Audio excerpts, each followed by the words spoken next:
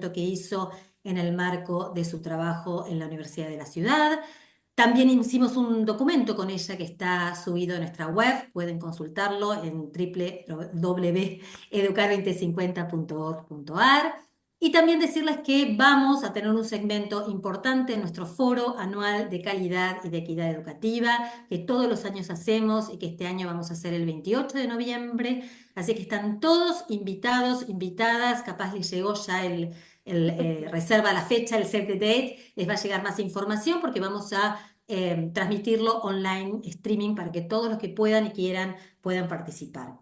Hoy se suma además el lujo de seguir abordando este tema con su conocimiento, con su experiencia, de la mano de una experta, que es un honor tener con nosotros a Silvia Picciaconne, espero haberlo pronunciado bien, es italiano. Enseguida la voy a presentar como corresponde. Bienvenida, Silvia, gracias por estar acompañándonos hoy. Gracias a ustedes por la invitación. Bien, bueno, hablando de agradecimientos, como siempre, somos muy agradecidos en Educar 2050 porque muchos nos ayudan a poder seguir adelante con este proyecto, con todos los proyectos y con este en particular, que ya, como dijimos, este año está cumpliendo 4 años nuestra red y cada vez creciendo más y fortaleciéndose. Así que, en primer lugar, como siempre, al inmenso equipo de voluntarias en convenio con la Universidad Siglo XXI. Sin ellas, imposible llevar adelante todo, así que miles de gracias como siempre. Se suma ahora también la música de Víctor, el hermano de Vilma, que ya es música de Red Fed, así que gracias a Víctor. Gracias a todas nuestras voluntarias que nos acompañan, como siempre, enormes gracias. También agradecer a quienes nos acompañan para poder seguir sosteniendo este espacio, a la Fundación Navarro Viola, que nos presta este espacio virtual para que podamos trabajar, encontrarnos, sumarnos, así que gracias a Navarro Viola. Y también agradecer en esta oportunidad a la Embajada de los Estados Unidos y a la RACI, que armaron una convocatoria a la cual nos hemos presentado y que la hemos ganado junto con otras organizaciones para poder, en este marco, llevar adelante nuestro proyecto Puentes Educativos entre Argentina y Estados Unidos sobre derechos humanos y diversidad en acción.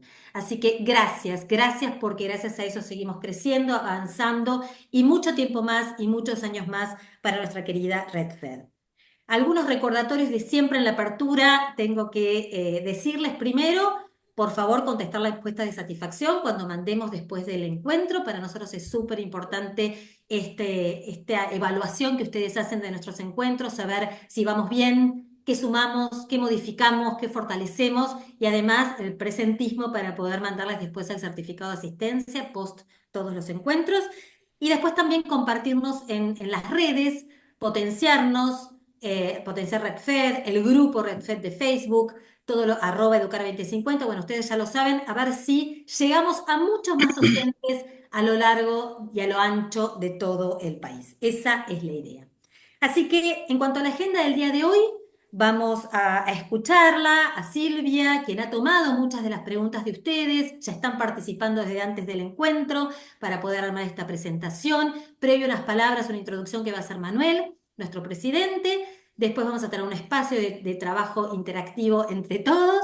Finalmente, y previo al cierre, un sorteo. Como siempre, queremos que alguno tenga la suerte de llevarse un libro. En este caso vamos a sortear un libro de Silvia, que es Aprendizaje y Neurodiversidad, una guía práctica para personalizar la enseñanza. Así que alguno o alguna será la beneficiada de este regalo, de este sorteo. Bueno, dicho todo esto, nuevamente gracias a todos, a todas por compartirnos en este marco, como decía, para poder defender a nuestra educación como un derecho humano y abordando una educación desde la diversidad, integral, equitativa y de calidad para nuestros niños, niñas y jóvenes. La presento a Silvia. Silvia es doctora en psicología de la Universidad de Palermo, es profesora en enseñanza secundaria normal, en psicopedagogía y psicopedagoga de la Universidad Católica Argentina. También es directora de Neuroeduca, Neurociencia aplicada a la educación. Es neuropsicóloga de ADINEU, asistencia, docencia, investigación en neurociencia. Es miembro de la International, vamos a ver si me sale bien, Neuropsychological Association, algo así. Hoy estamos con las pronunciations. Actualmente es directora de la Maestría de Neuropsicología del Hospital Italiano y docente también en la Universidad Católica Argentina y la Universidad del Salvador. Así que nuevamente bienvenidos, gracias, adelante Manuel. Bueno, muchas gracias, Florencia. En primer lugar, aclararles que es un enorme lujo estar aquí presentes y para escuchar a Silvia. Yo solo en una introducción voy a presentar un caso que realmente ha hecho historia en la alfabetización en el mundo, que nos vincula con este proyecto que mencionó Florencia de puentes educativos entre Estados Unidos y Argentina, y que es el caso llamado El Milagro de Mississippi. Es un caso de éxito en alfabetización que en 6 años han mejorado sus resultados, y lo voy a contar con algún detalle en 5 puntos muy acotados. El primero es presentarles Mississippi, porque seguramente no lo entendemos con claridad.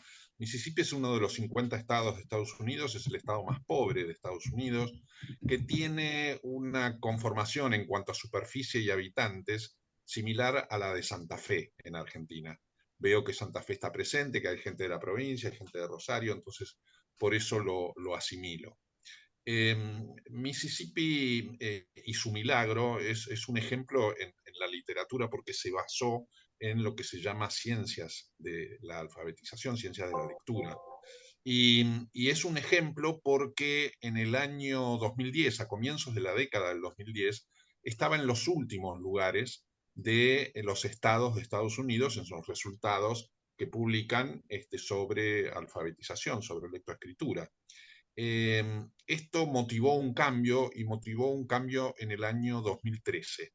Este es el segundo punto que quiero remarcar. Es un cambio que se encaró como política educativa a través de una ACT, como le llaman ellos, vendría a ser una ley basada en la promoción de la alfabetización, y hizo un cambio del método global o constructivista al método estructurado, es decir, al método de la fonética. Este cambio que hace el estado de Mississippi fue planificado y muy monitoreado. Lo que les quiero contar es cómo lo hicieron. La base del éxito del Milagro de Mississippi fue la capacitación de docentes. Esto es algo que para nosotros no es una novedad, y si de vuelta pensamos en Estados Unidos, ustedes recordarán y conocerán aquel programa de Sarmiento que se hizo justamente con capacitación de docentes, trayendo aquellas 60 maestras que trajo en el año 1864-65. Lo traigo a colación porque en 6 años de presidencia de Sarmiento se produjo también esa revolución que significó para la Argentina este punto, capacitación de docentes. ¿Cómo lo hicieron? Lo hicieron con una enorme inversión en capacitación intensiva. Y quiero destacarlo porque estamos en el medio de un proyecto de desfinanciación en nuestra educación en el país, y estas cosas hay que señalarlas, es decir, evidentemente hay que invertir bien, pero quiero contar que este proyecto de Mississippi tuvo un financiamiento destacado, una capacitación intensiva. Para hacerla bien, se basaron en coaches especializados de alfabetización que recorrieron todo el estado y monitorearon el seguimiento escuela por escuela. La verdad que otra de las bases de éxito fue la intervención temprana, es decir, esta llegada a los estudiantes, de los más chicos e inclusive de los más necesitados. Se les hizo una evaluación de base y luego un seguimiento, pero el seguimiento fue específico, siguiendo a los docentes de aquellos estudiantes que estaban todavía sin el nivel de lectoescritura apropiado, y no, como que los retenían con capacitación para llegar a un nivel necesario, y esto lo hicieron de primero a tercer grado. A partir de allí el monitoreo fue tan extremo y tan bien hecho que fue por toda la región del estado de Mississippi en estos 6 años, especialmente de implementación, y contribuyó también haciendo un monitoreo de los docentes, es decir, en el aula, un seguimiento para el apoyo a ver cómo se implementaba este paso del constructivismo al método estructurado. La verdad es que el gran éxito y resultado final que tengo que contarles del proyecto fue que en 6 años, en el 2019, Mississippi pasó a liderar en los Estados Unidos el máximo lugar de calidad y de resultados de alfabetización. Esto evidentemente fue un boom, una noticia, por eso se le llama el milagro de Mississippi, e inclusive tuvo un efecto contagio que después siguieron estados vecinos como Florida o Tennessee, y que hoy es un caso que está muy descrito y muy detallado. Inclusive Florencia comentó al comienzo que tenemos un trabajo en la web de Educar que hizo Florencia Salvareza, que también lo menciona y lo analiza y presenta algunos gráficos de cómo fue este seguimiento.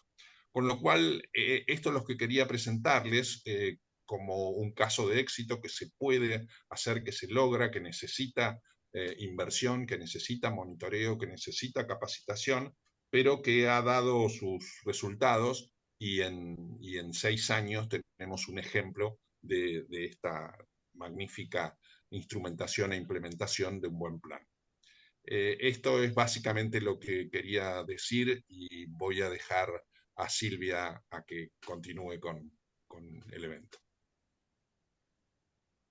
Bueno, gracias, Manuel. Sí, son casos testigos y que son súper importantes. Y nosotros estamos viviendo una crisis en términos de alfabetización. Algunas provincias están mejor que otras, pero provincia de Buenos Aires, que tiene una población enorme y una población vulnerable enorme, es tal vez una de las provincias con mayores problemas, ¿no? Y el problema sigue siendo este, y de hecho de eso vamos a hablar, no del problema, sino de la solución, porque lo que me pidieron es que compartamos algunas herramientas prácticas que permitan alfabetizar. Pero bueno, ese es el nudo y el meollo de la cuestión, y lo más grave es que es mucho más fácil de resolver de lo que parece.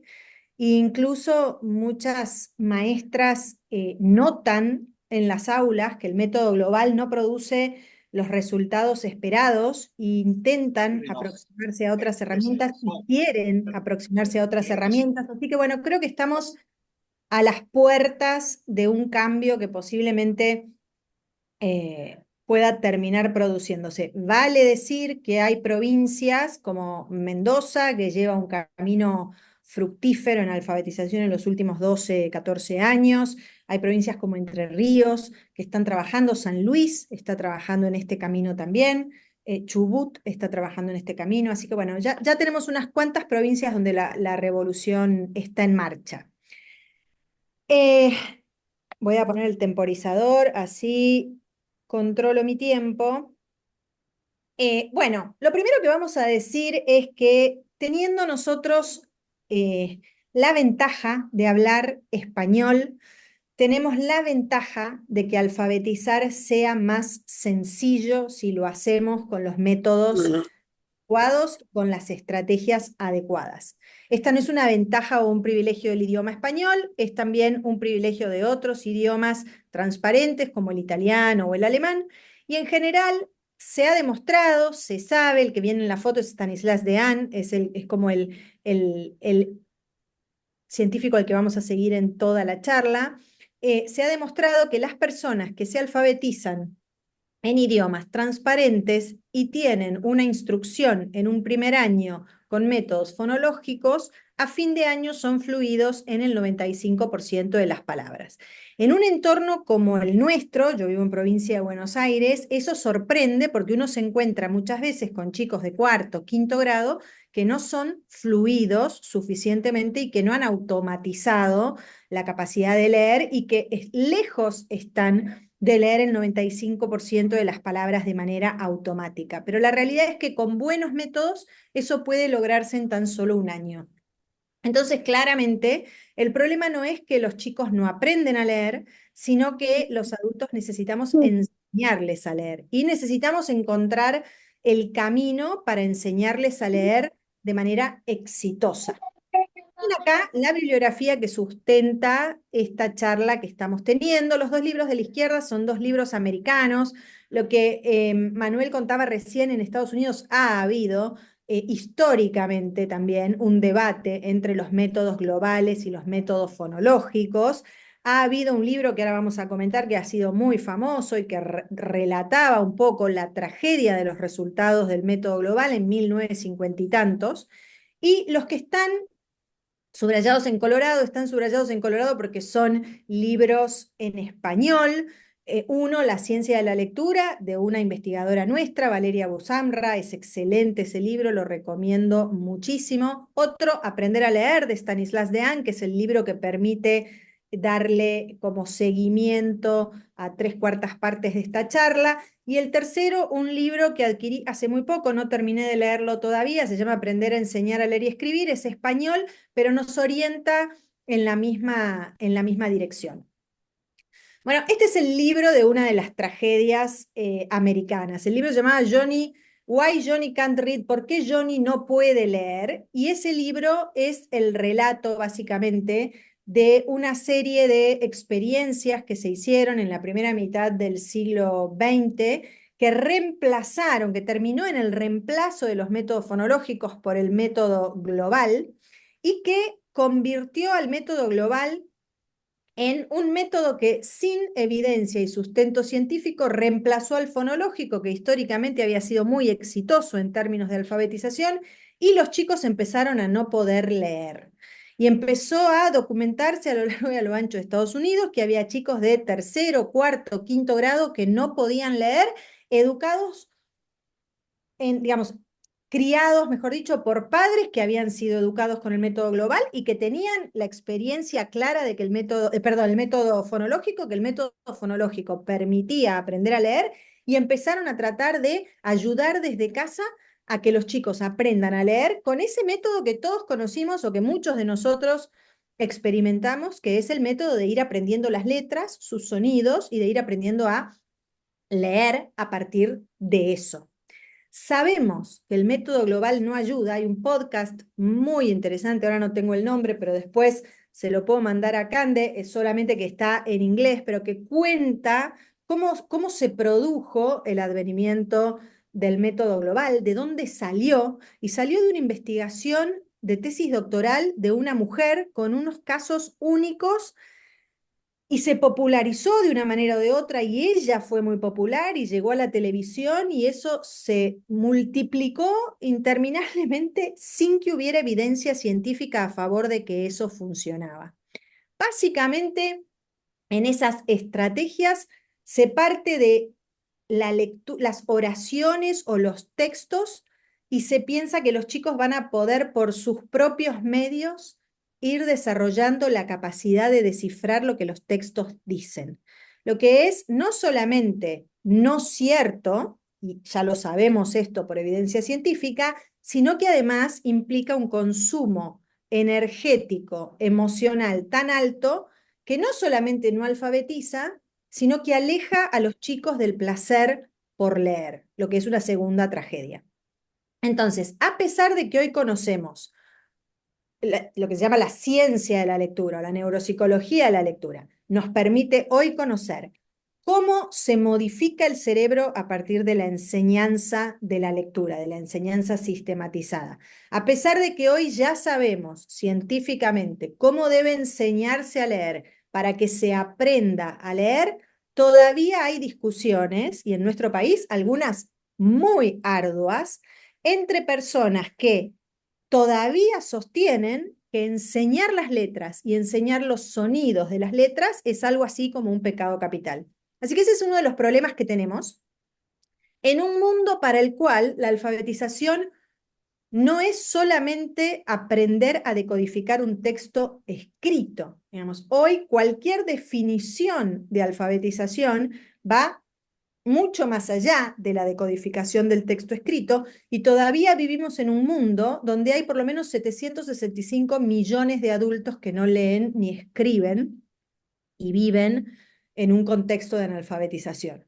Ahora, aprender a leer y escribir hoy es considerado como un proceso de toda la vida, que comienza con lo que llamamos tradicionalmente lectura, pero que después se va orientando hacia el desarrollo de otras competencias, algunas de las cuales tienen que ver con habilidades de dominio digital, con lo que se llama digitalización mediática, con lo que se llama poder desarrollar habilidades de ciudadanía global. Y obviamente la lectura y todas estas habilidades son imprescindibles para el ingreso al mundo del trabajo. Por lo tanto, un chico de 9 años que no lee es posiblemente un adulto que va a tener muchas y serias dificultades para insertarse en el mercado laboral, pero además de eso, va a ser un joven, un adolescente, un joven, un adulto que va a tener muchas dificultades para acceder por sus propios medios y de manera intencional a todo tipo de información escrita que le permita autogestionarse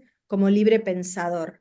Entonces, realmente es una tragedia no aprender a leer, porque leer nos permite abrir todo tipo de puertas, abrir todo tipo de ventanas y alcanzar la posibilidad de autoformarse. Y más allá de que alguien pueda decir, bueno, pero hay medios tecnológicos y podemos usar los lectores, porque en el diario vos podés decir que el diario te lea las noticias, es cierto, pero está más que suficientemente evidenciado que el aprendizaje de la lectoescritura y todo ese trabajo que se hace de lectura y comprensión de textos a lo largo de toda la escolaridad, desarrolla el juicio crítico que necesitamos para después entender aquello que leamos o nos sea leído.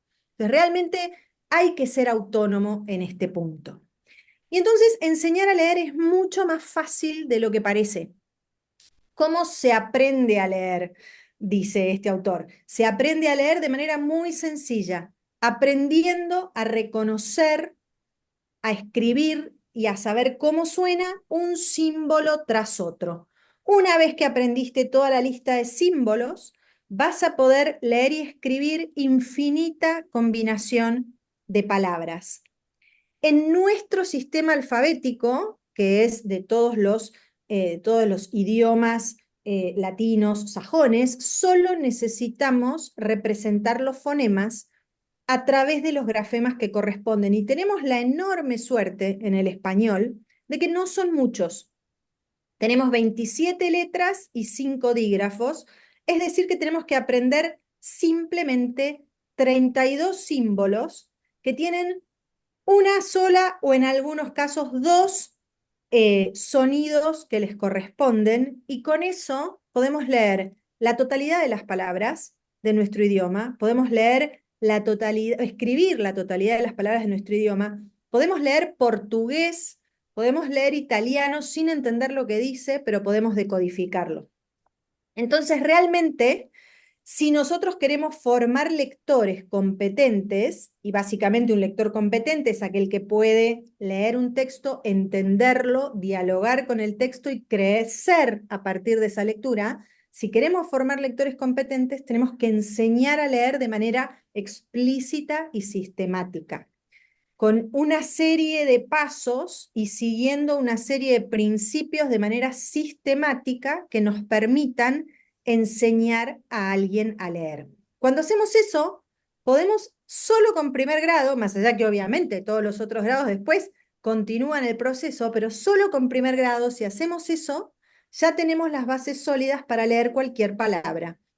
Lógicamente, un chico de 6, 7 años podría, a fin de un año como ese, leer la palabra péptidos, leer la palabra mononucleosis, podría leer la palabra, no sé, intempestivo y no saber lo que significa, pero se empieza por poder leer.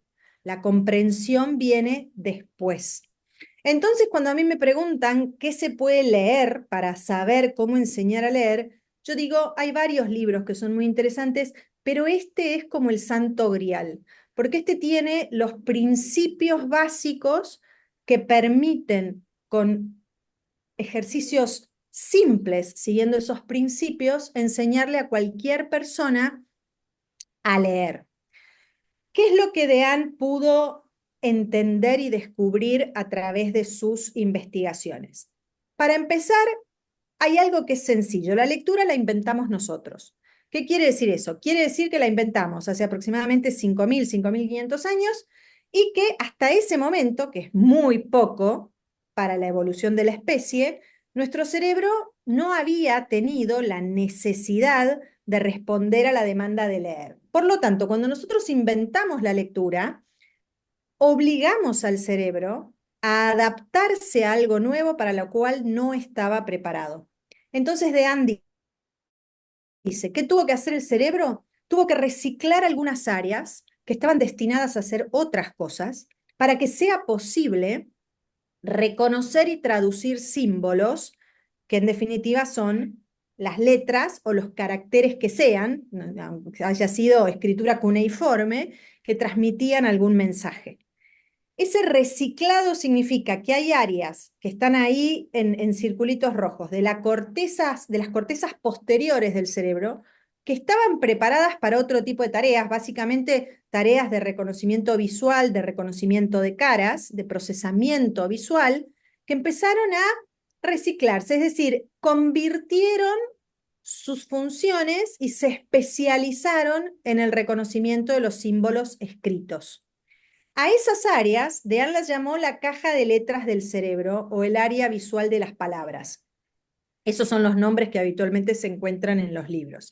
Y lo que él pudo demostrar en algunas investigaciones con resonadores magnéticos es que esas áreas, cuando todavía no se enseñó a leer, no se activan cuando los chicos miran letras, que es lo que ustedes ven en ese primer cerebro de la izquierda. Es decir, a un chico que todavía no empezó o no automatizó o no está en condiciones todavía de decodificar un texto, dicho de manera más propia, esas áreas no se activan cuando el chico se expone a la lectura impresa, a la escritura impresa, perdón.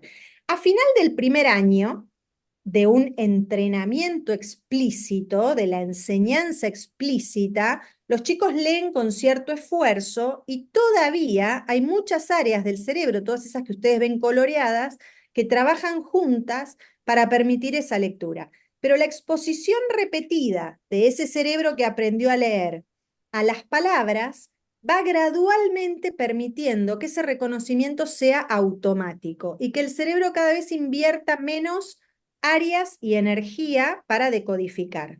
Bueno, este proceso que ha sido documentado, fotografiado y entendido científicamente, es lo que nos explica que la lectura es una habilidad desde el punto de vista de la decodificación tan mecánica como andar en bicicleta. Y lo que tenemos que hacer es enseñarla.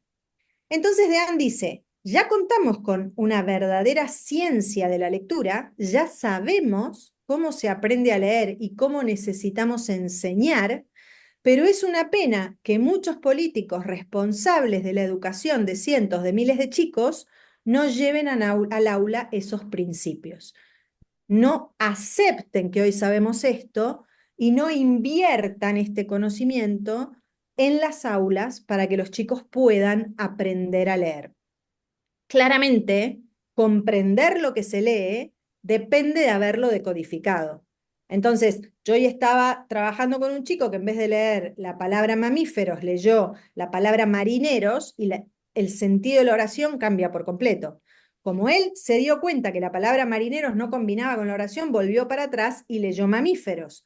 Pero en la medida que comete esos errores, leer se hace más costoso y la comprensión se hace menos accesible. Si los textos tienen 10 renglones, va a poder comprenderlos de todas maneras, pero en cuanto los textos tengan 20, 25, 30 renglones, ya no alcanzan esas estrategias compensatorias para poder retener significado. Entonces, el primer paso para gestar lectores eficaces, lectores competentes, es entrenar a los chicos en conciencia fonológica, que es exactamente lo que algunas provincias argentinas dicen que no hay que hacer. Esa es nuestra mayor problemática. Es entrenar a los chicos en el conocimiento de la relación que existe entre los grafemas y los fonemas.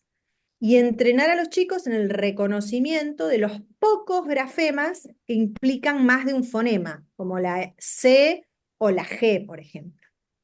Entonces, si nosotros enseñamos de manera sistemática la correspondencia entre grafemas y fonemas, empezamos a reciclar esas áreas del cerebro que van a permitir aprender a leer y automatizar esa habilidad.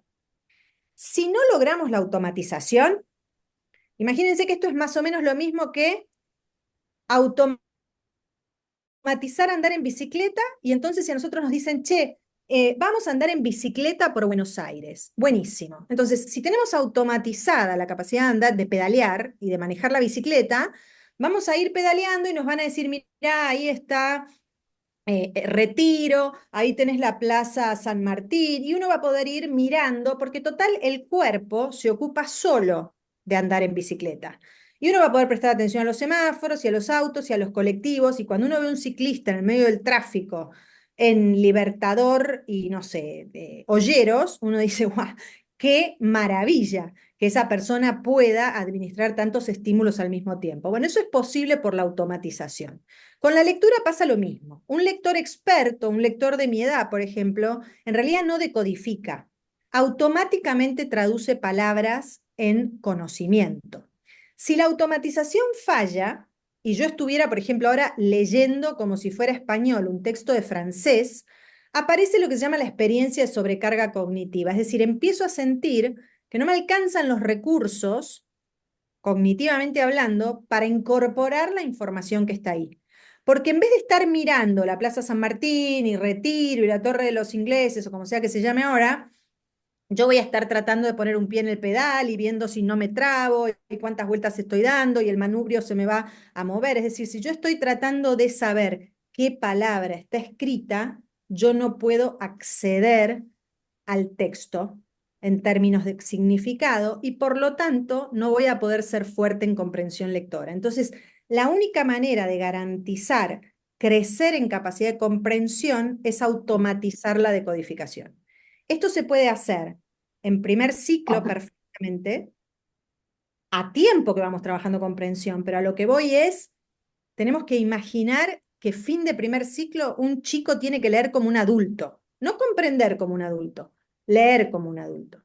Si estamos diciendo que a fin de primer grado pueden leerse adecuadamente el 95% de las palabras, estamos diciendo solo lo que queda después es práctica para automatizar y alcanzar cierto nivel de velocidad lectora que permita no sobrecargar la conciencia para poder llenar la conciencia de significado. Entonces, cuando se trata de entender cuáles son los métodos que funcionan y funcionan bien, lo que sabemos hoy básicamente es, por un lado, que necesitamos abordajes multisensoriales. Por otro lado, que los abordajes tienen que ser repetitivos, que tienen que ser repetitivos y explícitos, instrucción explícita, y que tienen que facilitar lo que se llama práctica espaciada, es decir, una vez que yo he logrado en aula generar el conocimiento de la relación entre estos fonemas y estos grafemas, yo tengo que facilitar ejercicios de 5 o 10 minutos de práctica diaria que permitan espaciadamente, un poquito cada día, ir automatizando. Esto además debe hacerse gestando lo que se llama, según Dean, compromiso activo, o sea, cierto disfrute en la actividad y con el objetivo, obviamente, de trabajar en su conjunto la lectura, la escritura y la comprensión. De tal manera que estos sistemas lo que proponen es, a medida que se van conociendo determinados fonemas y grafemas, determinadas asociaciones, podemos tener textos que solamente estén escritos con esos fonemas que ya conocemos y que entonces permitan leer oraciones. Y hay algunos materiales que están pensados de esa manera.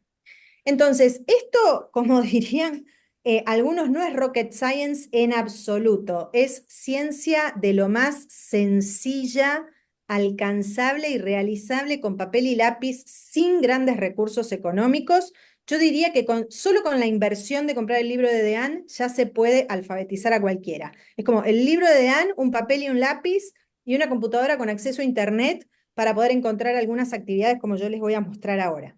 Entonces él dice, hay una serie de principios que nos permiten alfabetizar. El primero, y este es el kit de la cuestión, es el principio de enseñanza explícita del código alfabético, que a su vez supone 5 subprincipios. El primero es, necesitamos enseñar de manera explícita la correspondencia entre grafemas y fonemas.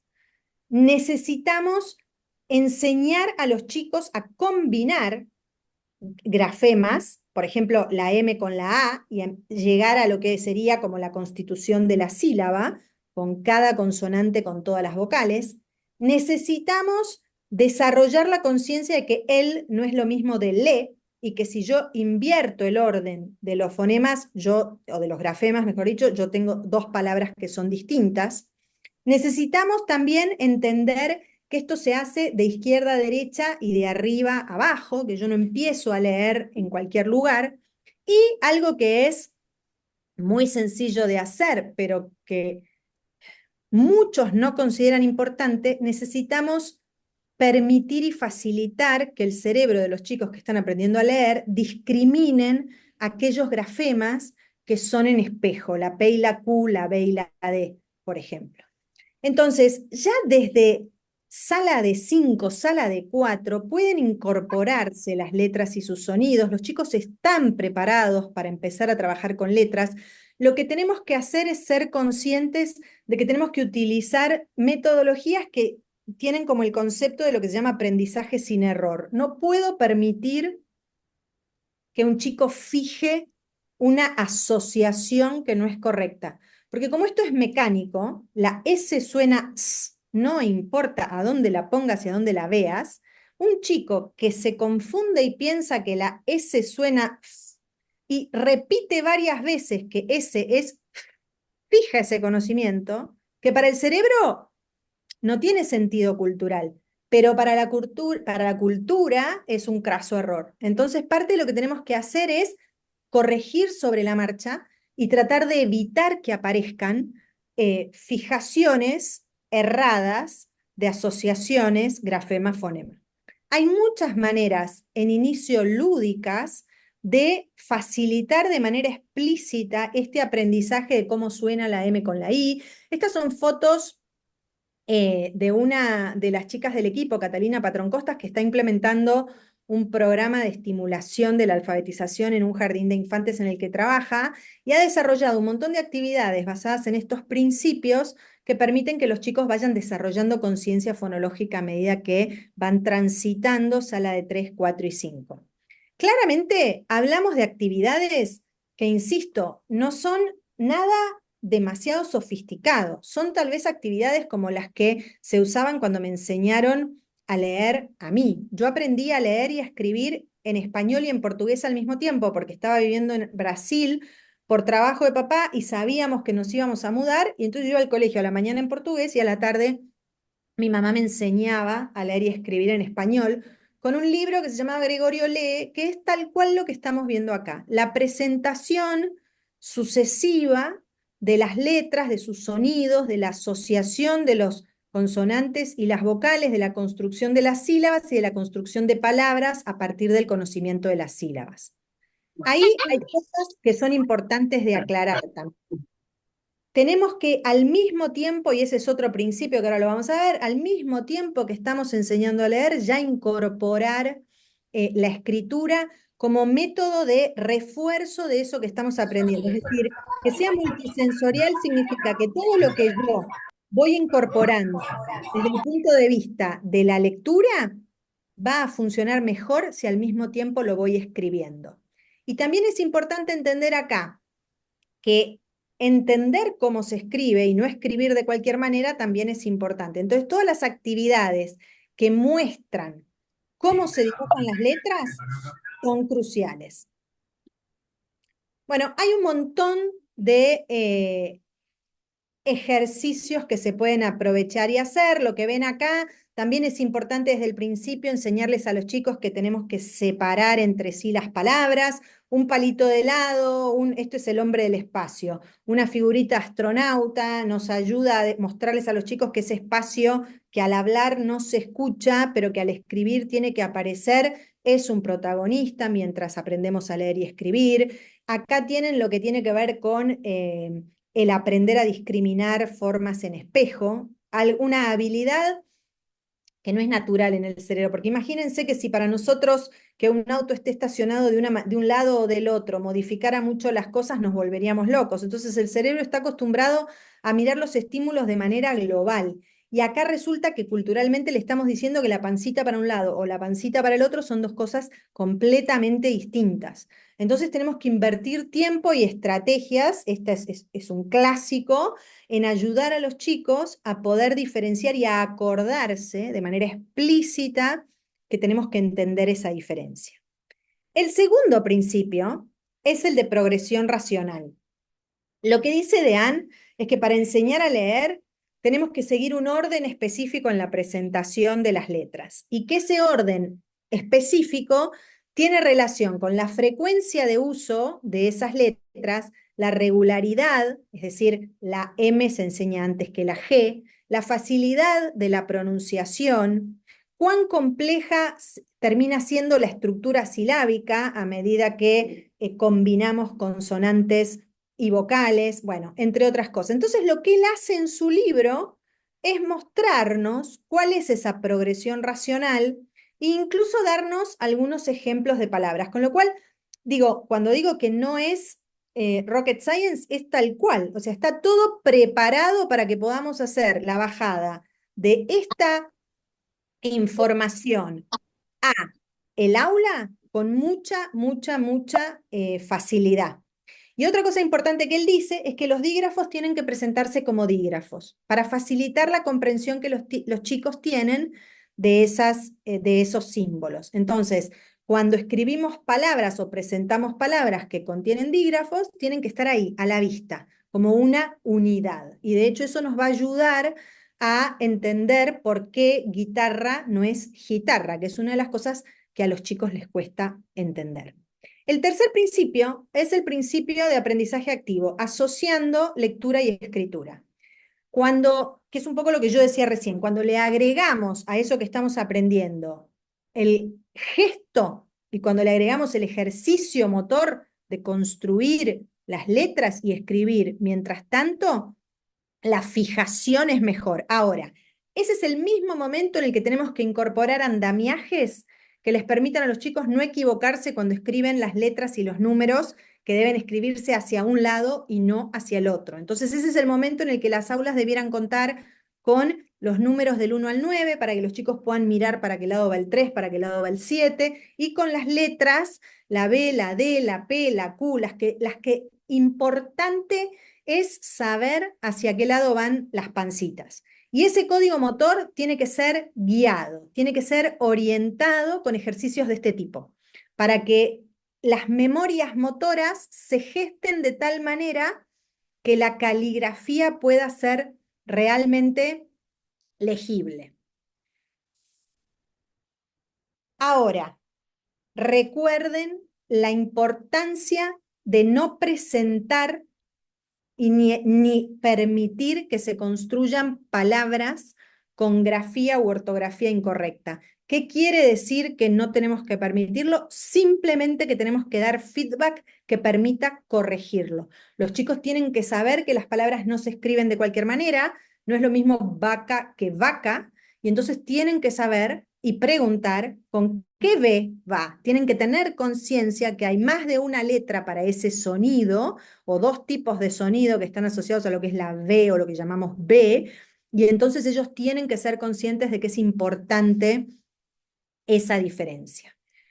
El siguiente principio es el principio de transferencia de lo explícito a lo implícito, que es el de automatización. Todo esto funciona hasta que no utilizamos ejercicios de práctica que permitan automatizar. Es como, si a mí me ayudan a andar en bicicleta sin rueditas, pero después, mientras estoy aprendiendo, no me sacan a andar en bicicleta, yo no voy a poder andar en bicicleta. Entonces, el verdadero secreto es todos los días debe practicarse un poquito, hacer ejercicios de lectura y escritura de esas letras con las que estamos trabajando para que eso pueda ser automatizado. Piensen que cuando los chicos terminan el colegio, deberían leer entre 200 y 250 palabras por minuto. O sea, cuando hablamos de automatización, hablamos de realmente una sofisticada capacidad para descifrar las palabras como símbolos. El siguiente principio se llama de elección racional de ejemplos y ejercicios. Acá no puse tanta cosa, lo único que hay que hacer acá es entender que a medida que voy y en el libro de Ana hay un montón de sugerencias, que a medida que voy incorporando letras y palabras, tengo que tener en cuenta que lo mejor que puedo hacer es tratar de limitarme a un repertorio que los chicos ya manejen, sobre todo cuando tienen que leer. La idea es evitar que los chicos tiendan a adivinar o a tratar de descifrar sin decodificar cuáles son las palabras que están escritas ahí. Entonces, insisto, hay mucho material accesible incluso online, según el cual yo puedo decir, y mismo ahora con ChatGPT es facilísimo, porque uno podría decirle a ChatGPT, escribime un texto que solo tenga sílabas con los grafemas F, L, M, S y P. Entonces va a ser un texto divino que nos va a permitir otorgarle a los chicos con los que estamos trabajando ejercicios racionalmente elegidos. Todo esto necesita, además, de que trabajemos lo que se llama compromiso activo. La actividad tiene que ser disfrutada. Los chicos tienen que saber hacia dónde estamos yendo. Ya un solo cartel, por ejemplo, en el que estén todas las letras del abecedario y que nosotros vayamos poniéndole, no sé, una tilde arriba de cada letra que aprendimos, promueve el compromiso activo y el disfrute. Es como que sabemos a dónde estamos yendo, disfrutamos del camino y a medida que avanzamos y atravesamos las estaciones, vamos rubricando nuestros logros. Y eso es un montón. Por otro lado, también hay otras herramientas que son más vinculares y lo que generalmente se denomina generar un clima de aula positivo, el clima emocional del aula, trabajarlo, hacer circular emociones positivas que nos van a ayudar a gestar este espacio de compromiso activo, atención y disfrute. Hay investigaciones que dicen que si vos no sos un buen lector, cada vez vas a tener menos ganas de leer. Y que si no sos un buen escritor, cada vez vas a tener menos ganas de escribir. Entonces, ¿qué significa esto? En la medida que yo no logre temprana y rápidamente promover la automatización, cada vez las ganas de leer van a ser menores. Es como que llega un punto en el que el ser humano entiende y admite esto no es para mí. O sea, cuando a vos te propones sacar las rueditas de la bicicleta, básicamente la idea es, che, en un mes y medio, ya tenés que estar pedaleando solo. Si vos te pasaras 3 años andando con rueditas y no lograras sacar las rueditas o salir de las rueditas, vos lo que vas a decidir es que andar en bicicleta no es para vos. Esto es un poco lo que le pasa a los chicos que a través de los años no logran automatizar la lectura. Llega un punto que leer realmente no es gratificante. Y si miran, esta autora trabaja mucho con lo que son como los vínculos entre lectura y emoción y aprendizaje de la lectura y emoción. Aquellos chicos que no se consideran buenos lectores, que sufren, es decir, es arduo para ellos leer, son muy poquitos los que dicen me gusta leer o me gusta escribir. Y el último principio es el de adaptación al nivel de los chicos, que es muy importante porque básicamente estas metodologías lo que también sugieren e indican que es importante es la evaluación periódica. Es decir, yo tengo que partir de una base en la que tengo todos los chicos y, digamos, documento el punto de evolución en el que cada chico está. Y tengo que ir acompañando el progreso de cada chico. Y si todavía hay un chico que no pudo incorporar estos 3 o 4, pero ya incorporó estos otros 5, le daré material de lectura para estos otros 5. Insisto con que usen el ChatGPT, la versión gratuita para este tipo de cosas, porque los docentes muchas veces lo que dicen es, yo no tengo tiempo de preparar tanto material. Pero hoy vos le decís a ChatGPT, escribime un cuento de 10 renglones sobre un paseo de 2 niños en un bosque que solo contenga palabras con tal y tal y tal y tal, y ahí va a estar el texto.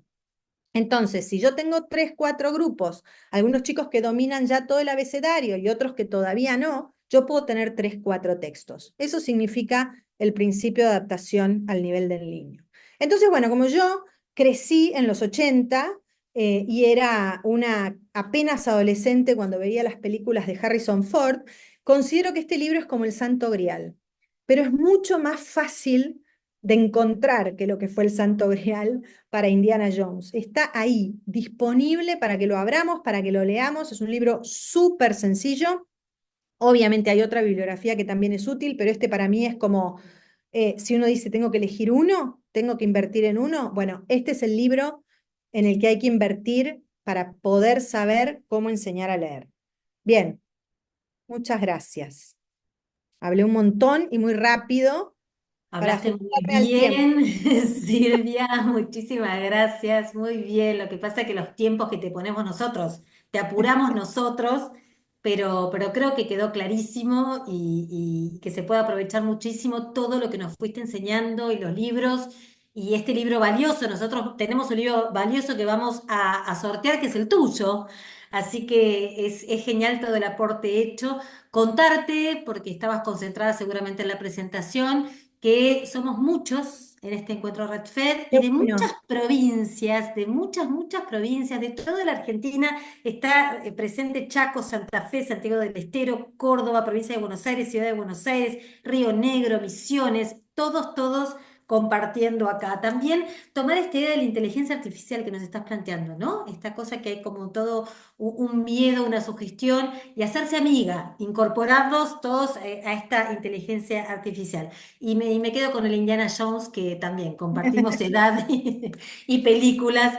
Así que, bueno, no nos quedamos acá, seguimos. Silvia está con nosotros. Yo le voy a dar la palabra ahora a Cande, a nuestra querida Candelaria del equipo de Educar 2050, que va a explicar una dinámica para seguir trabajando con Silvia en este encuentro hoy. Adelante, Cande. Bueno, muchas gracias Silvia, siempre es muy lindo escucharte. Te lo digo como exalumna y ahora de este lado siempre se disfrutaron mucho las clases de Silvia, así que bueno, es un placer. Hay una pregunta en el chat que hizo Erika, que yo la leí, no sé si antes de ir a esta parte podrías brevemente responderla Silvia, sé que da para un montón, pero ella pregunta cómo hacer cómo esto. Hola, Erika de Argentina Cava. ¿Cómo se hace con niños o niñas con TDAH y TEA en la enseñanza de la lectura y escritura? Si brevemente querés responder y después pasamos al trabajo así en... Sí, a ver, la respuesta es fácil, se hace exactamente igual, esta es la primera respuesta. Nivel 1 de la respuesta se hace exactamente igual y te diría que es todavía más importante en chicos con condiciones del neurodesarrollo utilizar estas metodologías, porque con otras metodologías tienen más chances que chicos sin condiciones del neurodesarrollo de no alfabetizarse bien. Ahora, eso es como el primer escalón de la respuesta. La segunda cosa es, bueno, depende también de cada chico. Algunos de esos chicos van a estar en perfectas condiciones de trabajar en el aula, acompañando el trabajo de todos, y por ahí van a necesitar un plus de atención de la maestra, un contacto visual, un sentarlo adelante, un usar su escritorio para hacer el modelado y mostrar el material, etc. Otros chicos van a necesitar tal vez, sobre todo si son chicos con trastorno de espectro autista, el acompañamiento de un docente integrador o de como lo llamemos, y en esos casos ese es el docente que va a otorgar el 1 a 1, pero el método es el mismo y pueden alfabetizarse. Generalmente si no lo hacen es porque algo hicimos mal los adultos, no porque la condición lo impida.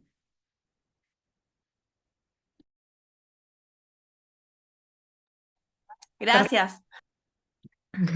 Ahí Erika habló. Buenísimo. Bueno, ahora la idea es, a partir de un caso que voy a compartir en la pantalla, que puedan ustedes escanear un código que aparezca y compartir propuestas para ese caso, que ahora lo vamos a leer, y también algunas dudas que les surjan, y aprovechar que tenemos un rato más con Silvia para preguntarle todas esas dudas que surgen. Pueden usar el código QR para entrar y compartir, es un Mentimeter, ahora se los muestro. O si no, también lo pueden hacer a través del chat, no pasa nada. Silva va a estar atenta al chat, así que estamos. Les voy a ampliar. ¿Se ve bien la pantalla? Avísenme. Sí, perfecto, Cande. Bueno, Mateo tiene 6 años y acaba de comenzar primer grado en una escuela de jornada completa. Asistió a la sala de 5, donde aprendió el nombre de algunas letras. logra escribir su nombre, pero no otras palabras. Conoce el sonido de las vocales y su respectivo grafema. Las preguntas guía, por supuesto, después de acá lo que surja, ¿qué propuesta le presentarías para que aprenda a leer y escribir? ¿Y qué preguntas le surgen a ustedes en relación a la enseñanza y la alfabetización? Tomando este caso. Si les parece, les damos 5 minutitos, entre 3 y 5 minutos para que piensen. Y acá está para que puedan escanear, ¿sí? Y entrar y dar sus respuestas. Les van a aparecer 3 renglones para poder dar 3 respuestas. No manden la respuesta hasta que hayan completado todo lo que quieran completar, ¿sí? No, porque después no los deja volver a completar respuestas. No sé si fui clara. Pero hay 3 renglones, completen los 3 si quieren antes de enviar la respuesta. Y si no, usando el chat. Voy a Perdón, dejar, Cami, Ande, también, ¿se si puede volver a alguien... las preguntas? y voy a dejar el caso, si les parece, voy a poner una musiquita de fondo para que nos tomemos este ratito para pensar y dejo las preguntas. ¿Les parece? Más o menos 3 minutitos. Ahora vuelvo a compartir, ¿eh? Les pido mil perdones.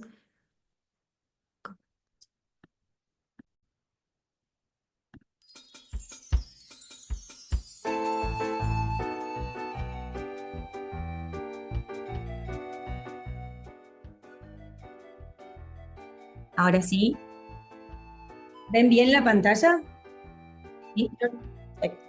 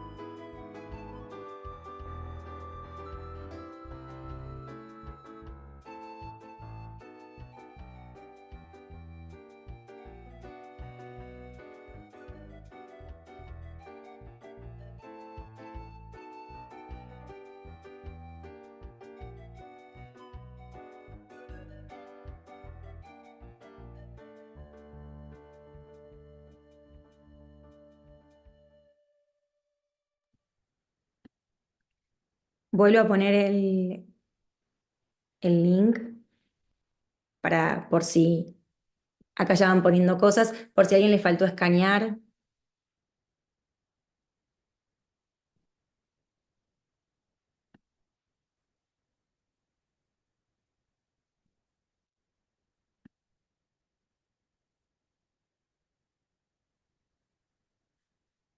Voy a volver a compartir la pantalla.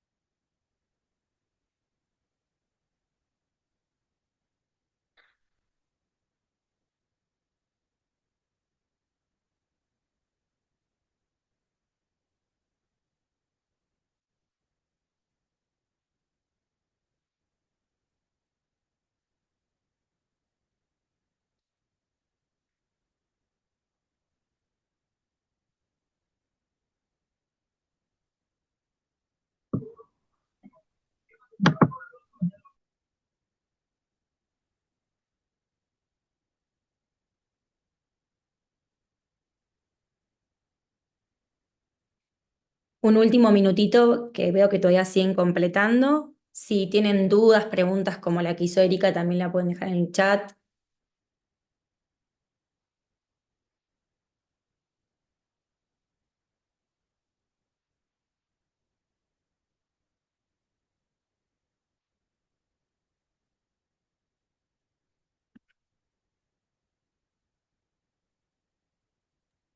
Yo mientras tanto te cuento, Silvia, que también están de Salta y de Corrientes. Me olvidé esas dos provincias fundamentales. Vi ahí que están de Curuzucuatiá, que voy el sábado a Curuzucuatiá.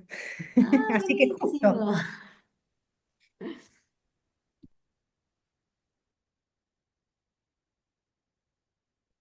Bueno, Silvia, se ve que aprendimos mucho, ¿eh? Porque todo lo que dijiste aparece acá y conciencia fonológica así como en grande. Así que quedó clarísimo.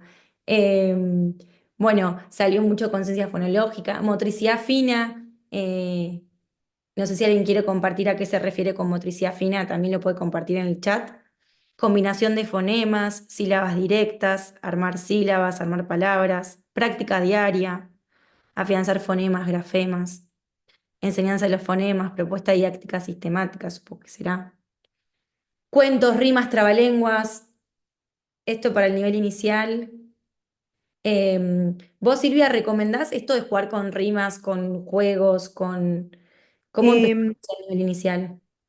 Todo lo que es el nivel inicial, antes de incorporar lo que tiene que ver con la estimulación y la enseñanza explícita de la conciencia fonológica, los juegos de rimas y las canciones y hacer actividades que impliquen separar palabras en sílabas, por ejemplo, son todos precursores que colaboran un montón después con el desarrollo de la conciencia fonológica. Lo que sí es importante saber es que la lectura y la escritura es una habilidad que para ser desarrollada necesita ser ejercitada. O sea, es como uno no va a aprender a andar en bicicleta nadando.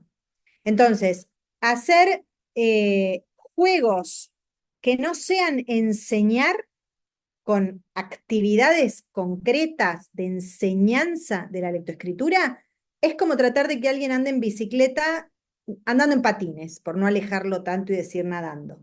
Entonces, todos esos juegos son útiles para la práctica espaciada, es decir, si yo ya aprendí determinado, por ejemplo, si yo ya aprendí ya enseñé las vocales, yo puedo hacer momentos de juego de bingo de vocales, pero tengo que estar también atenta a no permitir que se confundan una letra con otra, ¿no? Entonces tengo que estar ahí siempre asegurándome que la letra que se reconoce es la letra que se reconoce.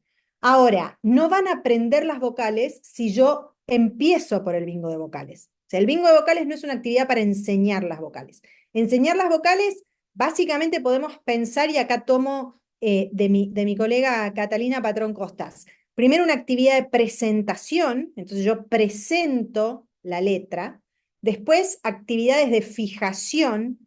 Hago actividades que me ayuden a identificar la letra. Entonces, por ejemplo, no sé, si estoy en un nivel inicial, una actividad de fijación puede ser, bueno, dibujo la A, hago renglones con la letra A, hago la A con plastilina, la escribo en la arena, salto en el piso de entre letras que están escritas buscando solamente la A. Y después tengo las actividades de práctica o mantenimiento. Entonces puedo decir a esa familia se lleva este ejercicio para hacer o esta actividad para hacer en el que vamos a estar practicando con la A. Obviamente uno dice la A y es como que, uy, todo A, pero esto después en algún momento son 5 vocales, entonces yo puedo tener una actividad que implique poner encima de un dibujo cuál es la vocal con la que empieza la palabra que hace referencia al dibujo, y esa puede ser una actividad de mantenimiento y demás.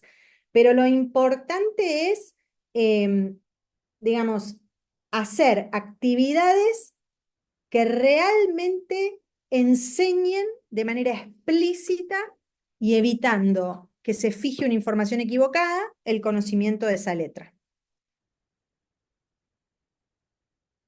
Clarísimo. Creo que en el chat también hay bastantes cosas. Le voy a sacar una foto, perdón, en la pantalla con todas sus respuestas para que nos quede así el recuerdo. Y creo que en el chat también hay varias cosas, ¿no? Así que dejo de compartir. Sil, Sí, ¿querés ir levantando vos, Cande, lo que te parezca? dale. Bueno, acá dicen como estrategia se me ocurre sopa de letras con palabras conocidas por el niño y de a poco ir aumentando la dificultad para trabajar el reconocimiento de las mismas. Bingo de letras, por ejemplo. Acá Bueno, perdón, una pregunta que me surge con no, respecto a esto es el tema de, una vez que saben combinación de letras, por ejemplo, la M con la A, ¿ya se puede también demostrar la sílaba invertida, la A con la M? sí, pero una vez, primero tenés que consolidar las sílabas directas y Ah, después vas a presentar sílabas inversas. Pero primero vas a avanzar con las sílabas directas. Y lo que sí se hace, y Dean dice en su libro y promueve, es que hay palabras que son fundamentales para poder, al mismo tiempo que vas aprendiendo, empezar a leer algunos textos, como la palabra el, la palabra la palabra sin, que se pueden presentar como palabra para que eso te permita leer algunas oraciones, ¿no? Entonces, si vos vas a leer el bote, porque ya tenés la capacidad, bueno, que no hayas trabajado la palabra el no te impida leer una oración que sea el bote se, no sé, el bote baila con las olas. Entonces, ahí la palabra con, la palabra el, son palabras que se van enseñando como, introduciendo como palabras de uso muy frecuente que tenemos que aprender y establecer esa relación y esa asociación. buenísimo. Acá también otra sugerencia, presentar cada uno de los grafemas haciendo un barrido previo de lo ya enseñado en jardín. También es importante poder mostrar todos los sonidos tanto en mayúscula como en minúscula para que todos puedan reconocerlos y me parece importante incluir también algún dibujo que identifique ese sonido inicial. Unir los sonidos para crear palabras y dar material de lectura y escritura acorde a lo enseñado. Sí, ahí Cecilia trae un punto muy importante que es la presentación en simultáneo de la minúscula y la mayúscula. Y si se va a trabajar con cursiva, se pueden presentar en simultáneo las tres. Es decir, para el cerebro, si vos primero enseñás solo mayúscula y después minúscula y después cursiva, son tres ejercicios, no exactamente del mismo nivel de esfuerzo, pues ya estás aprendiendo un código, pero es como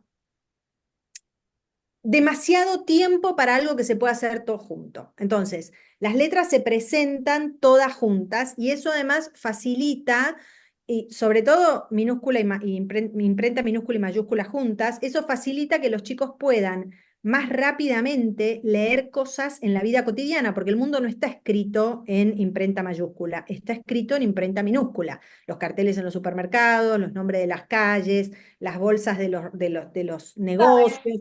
Entonces, que ellos puedan ir leyendo espontáneamente lo que ven en la calle necesita de la imprenta minúscula que tiene que ser introducida ya desde el primer día. Perfecto. Entonces, vos decís que si presentamos, por ejemplo, la A y en el colegio se trabaja la A mayúscula, la A minúscula y la cursiva, presentemos las tres juntas, ¿no? Como en el soporte visual. Eso Exacto. está bueno, una sugerencia buena. Acá Anabela presentaría una propuesta didáctica sistematizada, teniendo el caso, ¿no? Acá de Mateo, monitoreando tanto la didáctica como la evolución de los resultados de aprendizaje. Además, tendría en cuenta trabajar fuertemente familia-escuela, fortalecer las habilidades de lenguaje y comunicación en los adultos para que puedan ser modelos de alfabetización para sus hijos. Como escuela, proporcionaría estrategias prácticas y sencillas para crear un ambiente alfabetizador en el hogar, teniendo en cuenta la falta de un ambiente alfabetizador en el hogar, aspecto clave para la construcción de sentido y el poder ampliar conocimientos. Ahí recomiendo fuertemente el libro de Abu Samra, La ciencia de la lectura, que tiene más de un capítulo dedicado a lo que es el ambiente alfabetizador pasivo y el ambiente alfabetizador activo, porque independientemente de lo que la escuela haga, muchas de las cosas que se hacen en casa ya promueven el sustrato para la alfabetización. Lo que pasa que en casa salvo que los padres tengan cierto nivel educativo, no hay prácticas explícitas con la intención de apoyar la alfabetización y eso se puede enseñar a los papás a que lo hagan. Y de hecho hoy es muy fácil enseñar eso con videos muy cortitos que pueden circular por WhatsApp, digamos, es como que tenemos la ventaja de vivir en una época en la que lo más fácil es hacer circular la información. Perfecto. Y hay también una pregunta de Candela Massa. Candela, ¿te animás a hacer la voz? Porque así no me escuchan. Perdón, ¿Puedo hacer una pregunta? supuesto. El libro que recién dijo la señora anterior, ¿ustedes lo van a pasar? El de Ausambra que recién comentó Silvia. Sí. Sí, podemos poner el nombre en el chat. La ciencia de la lectura, Bueno, ¿no? dale. Sí, sí, porque a mí me interesaría, yo estoy estudiando psicopedagogía y bueno, yo tengo un problema con mi hija en la alfabetización, justamente con la mayúscula, minúscula y la cursiva. Ella entiende todo, perfecto, pero el tema es escribirlo. Ahí puse el acceso a la web del libro en el chat. Y también podemos poner el de Stanislas de Anne, si te parece. Eh, Sí, lo pongo. Dale, que ese también está bueno. Y sí, el tema de la escritura, ¿no? De la letra es un tema, cuando hay que elegir entre mayúscula, minúscula, cursiva. Eh, no sé, A Silvia. mí me pasa a mí diariamente de que cambio entre mayúscula, imprenta, cursiva, esto depende del estado de ánimo mío. Y además, yo soy una madre joven y bueno, ya sé bastante que escribo en imprenta mayúscula y me es re difícil explicarle a un niño cómo escribir, como que no es fácil. No hay un libro que te diga, "Ah, tenés que enseñarlo de este modo a tu hijo". Entonces intento de todas las maneras posibles encontrar de dónde sacar.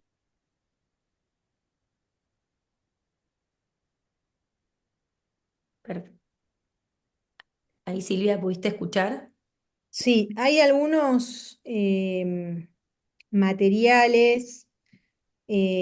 Uno es Aprendo leyendo, otro es, no me acuerdo si es Pasos Sólidos o algo de pasos, siempre le pusieron dos El de, pasos.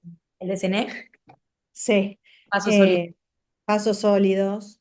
Y seguramente en la web aparezcan algunas, estoy buscando, algunas recomendaciones también.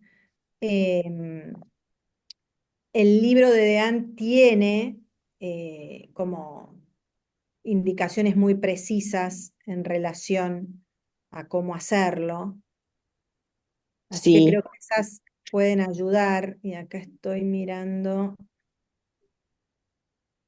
Bien, acá tengo otro link que les voy a poner que puede ayudar a padres.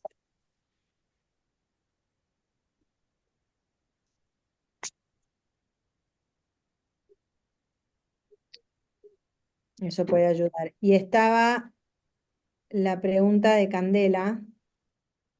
No sé si Candela, si querés que la leamos o querés hacerla. Hola, ¿se escucha? Sí, hablo, si no. Bueno, yo vengo de la historia, pero hago una diplomatura de pregrado de del Derecho a la Educación y Talleres Informales en la Universidad Nacional del Rosario. En una escuela, nosotros estamos trabajando desde el principio de año y el gran problema que tenemos es que los chicos tienen una inasistencia importante, tanto hacia la escuela como el tema de que a veces no hicieron ni siquiera preescolar. Entonces, nosotros en el taller no solo trabajamos motricidad fina, a veces también tenemos que enseñar de por sí los sonidos, a veces saben escribir sus nombres, pero no saben las letras que los componen. Entonces, a veces llegamos a la conclusión que, bueno, nos agobia el sentido y quería preguntar ante la inasistencia, porque también faltan bien en 2 días y a lo mejor faltan la semana completa. ¿Qué mecanismo o qué recomendás como para poder llevar y aunque en esta inasistencia se encuentren y sabemos que en la casa tampoco pueden encontrar porque hasta los mismos padres tenemos que mandar audios porque ellos no leen?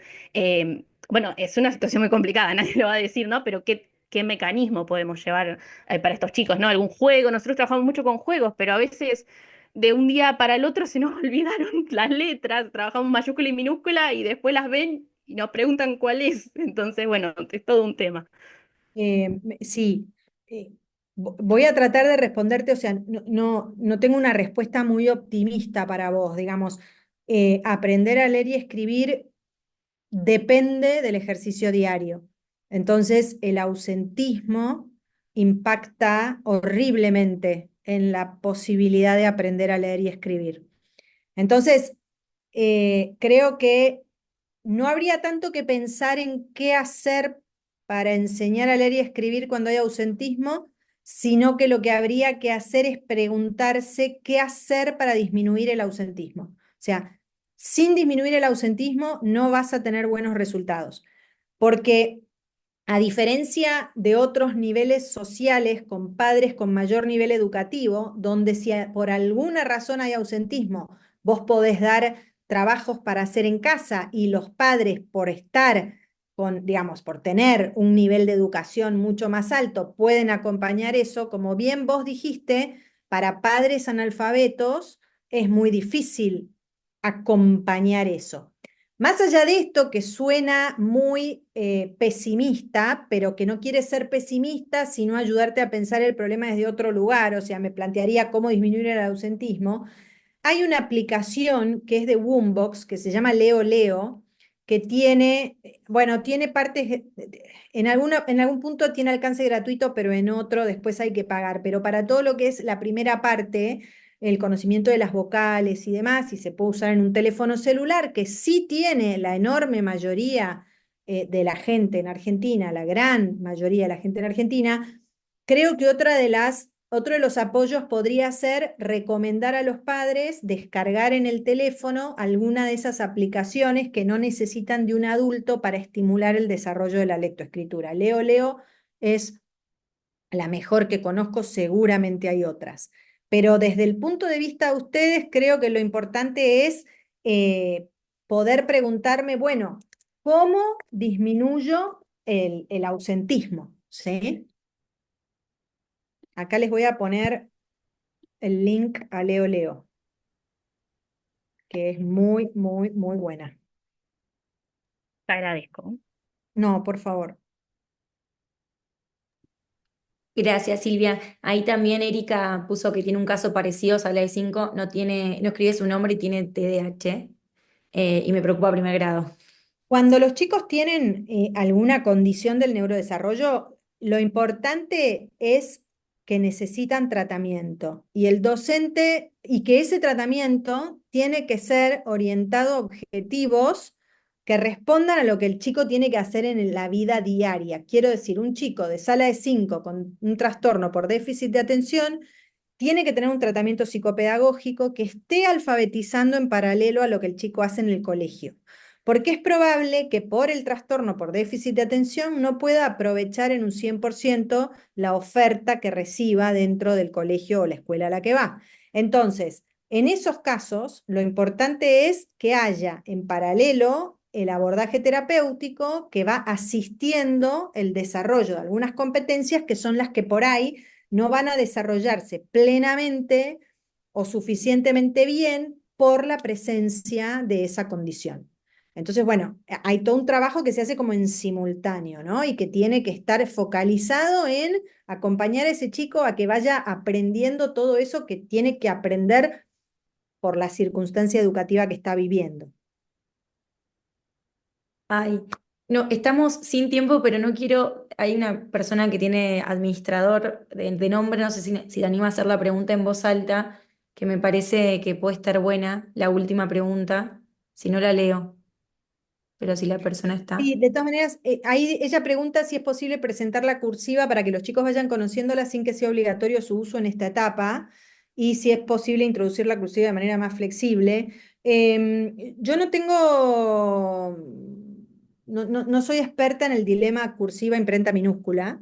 Yo soy una persona muy pragmática y suelo decir que países que no usan cursiva y solo usan imprenta mayúscula y minúscula como Inglaterra, Estados Unidos, Nueva Zelanda, Australia, Alemania, tiene gente que leí y escribe perfectamente. O sea, no creo que la cursiva sea indispensable, quiero decir.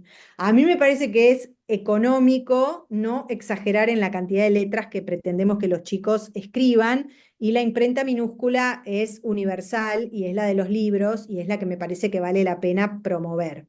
Sé que España es acérrima defensora de la cursiva, no conozco muchos más acérrimos defensores de la cursiva, sé que hay un debate en el que no me he metido, por eso lo aclaro desde el principio, pero desde el punto de vista neuropsicológico podés presentarla al mismo tiempo sin necesidad que lo incorpore motrizmente. Yo creo, a ver, cuando digo presentemos todo junto, incluyo la cursiva porque vivimos en un país donde todavía se enseña cursiva y lo que es ridículo es que los chicos primero escriban en mayúscula, después escriban en minúscula y después escriban en cursiva. Eso es ridículo.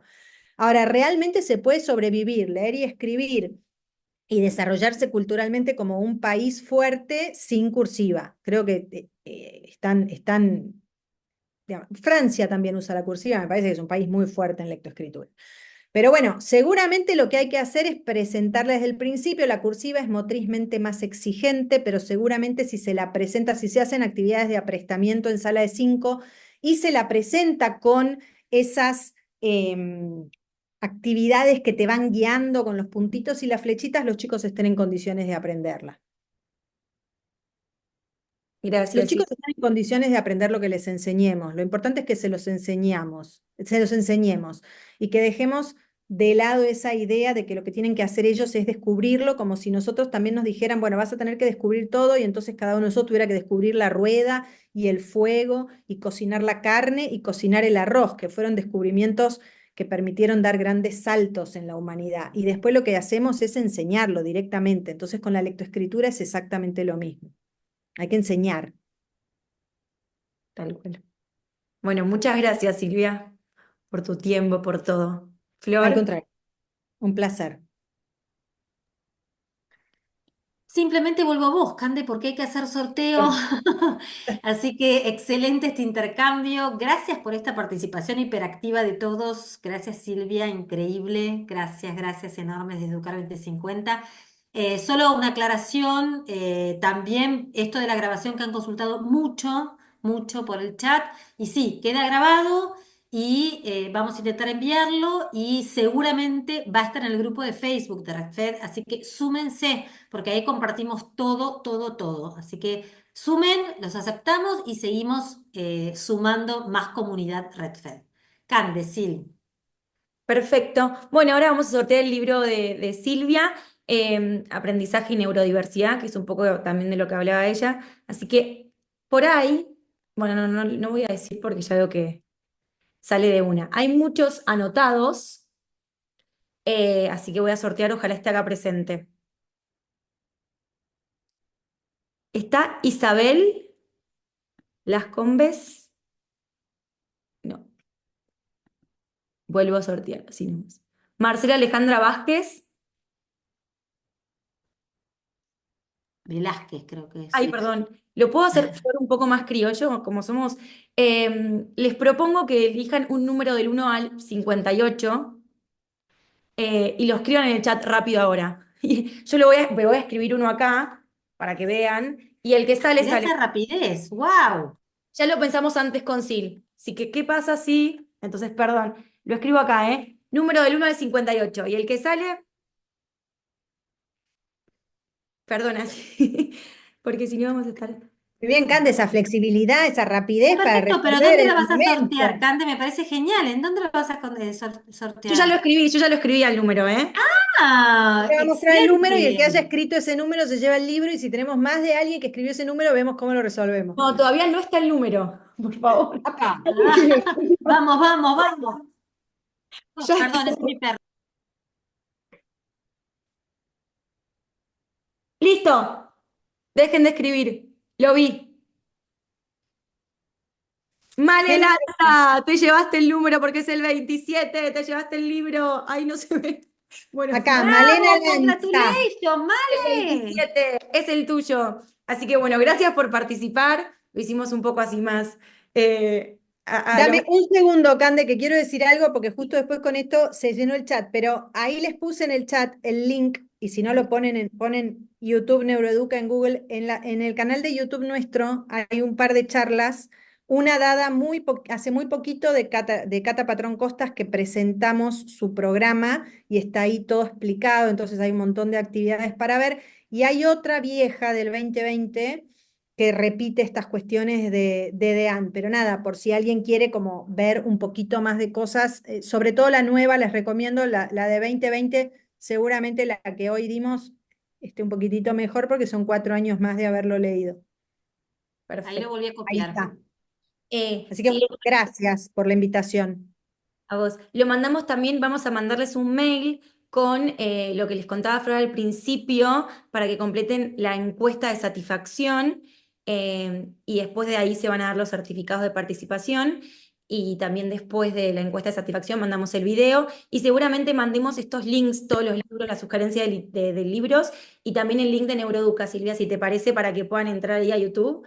Lo mandamos todos en los mails, así todos lo tienen, ¿les parece? Así que listo. Bueno, muchas gracias. Buenísimo.